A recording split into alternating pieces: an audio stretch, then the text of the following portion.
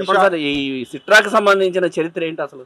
ఈ షాపుని 1957లో మా తాతగారు రామన్ గారు స్టార్ట్ చేశారండి షాపు. ఆ తర్వాత అప్పటి నుంచి అలా కంటిన్యూ అవుతుంది. ఆ తర్వాత మా నాన్నగారు నేరేళ్ళు గారు, కంకటాల నేరేళ్ళు గారు, ఆ తర్వాత మేము నలుగురు అన్నదమ్ములు అండి.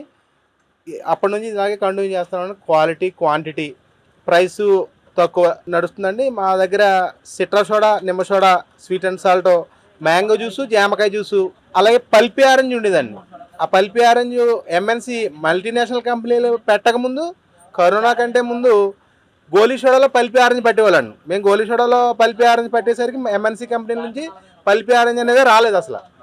అది ఇప్పటికీ కంటిన్యూ చేస్తున్నాం. ఆ పల్పి ఆరెంజ్ ఎప్పుడు వస్తుందంటే వినాయక చవితి వెళ్ళిన వారం 10 రోజుల నుంచి స్టార్ట్ చేసి ఫిబ్రవరి నెలాఖరు వరకు ఉంటుందండి. అది న్యాచురల్గా చేస్తాం.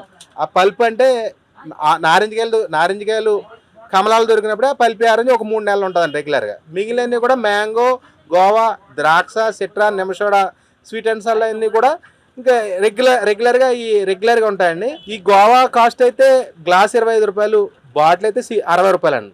అలాగే సిట్రా అయితే 300 ml గ్లాసు 15 రూపాయలండి. అదే బాటిల్ అయితే 40 రూపాయలండి.